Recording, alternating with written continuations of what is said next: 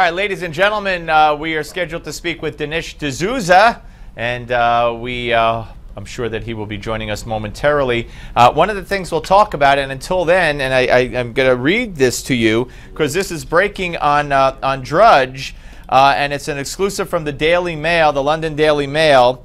Hillary Clinton, remember she was at the coffee shop yesterday. Remember she stopped at the coffee shop to order a coffee? Well, that was, according to them, a completely staged event. And I'm letting Dinesh D'Souza know this now. He joins us. Dinesh, Hillary Clinton Tuesday morning visited the coffee shop in LeClaire, Iowa. It was staged from beginning to end, according to one of the men pictured sitting at the table with Hillary.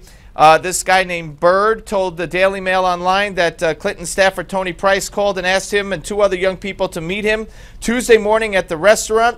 Price then drove them to the coffee house to meet Clinton after vetting them for about a half an hour.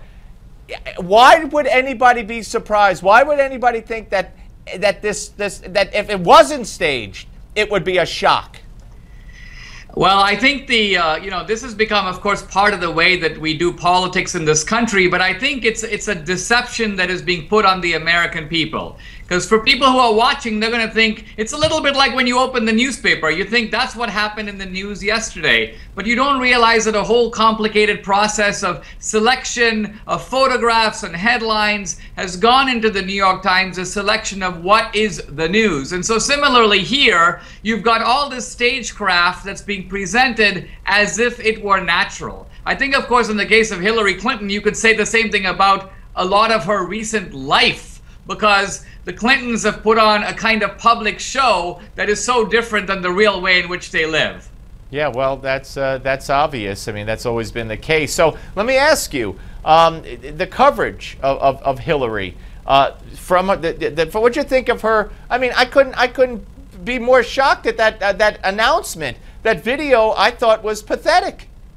Well, I think it's actually remarkable. You know, first of all, just look at the strangeness. If someone were to come to America from Mars, they would notice right away that one party, the Democrats, have one candidate. It's basically an elderly white woman. The Republicans have 10 candidates, and they're young, they're dynamic, they're ethnically diverse. You've got immigrants, you've got women, you've got the whole spectrum, the whole range. And so right away you see a kind of anomaly, a difference between the two parties that's very palpable, impossible to ignore, and yet you could go on from one network to the other and no one's saying a word about it. Yeah, well, that's true. All right, but you know, we're not talking, not we.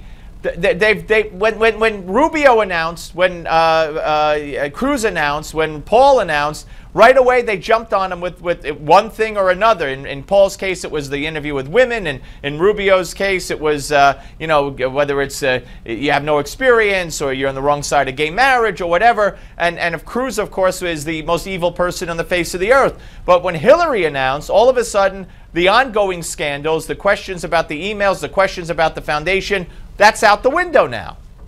Well, I think we've got to realize, I mean, those of us who are on the conservative side, that with the media, you're not basically looking at a mirror, or you're not looking at a glass that is transparent, that is looking at politics. You're looking at a kind of periscope or refracting lens that's going to constantly give us a spin and a kind of twisted view of what's actually happening. The media is now part of the political process itself, and it's probably a weapon that the Democratic Party is counting on for 2016. Absolutely. Well, let me ask you this. Do we have candidates, do you believe, on the Republican side, unlike Romney,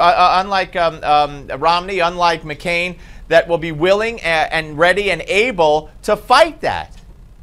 Well, it's a supreme challenge. Reagan, of course, had a particular ability to transcend, go over the heads, if you will, of the press. Not an easy thing to do, to be able to, in a sense, communicate, you might almost say telepathically, with the American people through and against the wishes of a lot of people in the press. He got the better of Sam Donaldson in a number of exchanges, for example. So whether there are now successors of Reagan who can do that remains to be seen. Well, it's something that I believe that they are going to have to do. Otherwise, you know, and how about the gender factor?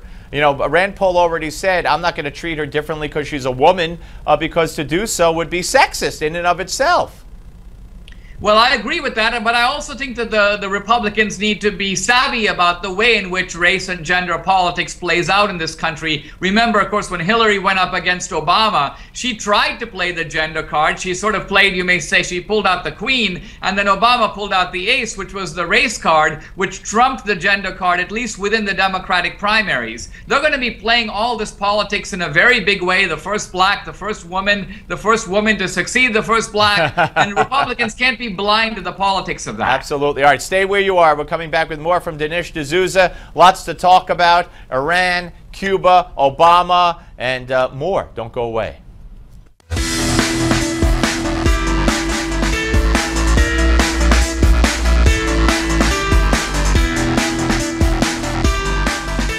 All right, we're back with the one and only Dinesh D'Souza, former American Enterprise Institute and Hoover Institution Fellow, of course, writer, director, his great film America, and more.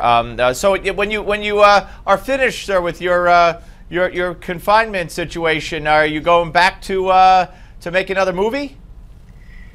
Steve, absolutely. I'm going to publish a book this year with HarperCollins. It's called Stealing America, and I'm also going to make a big film for next year, and it's going to blow the whistle not just on Hillary, but also kind of a secret history of progressivism and the Democratic Party. Excellent. Great. Can't wait to see it, read it, and have you back many times for it. Okay. Barack Obama.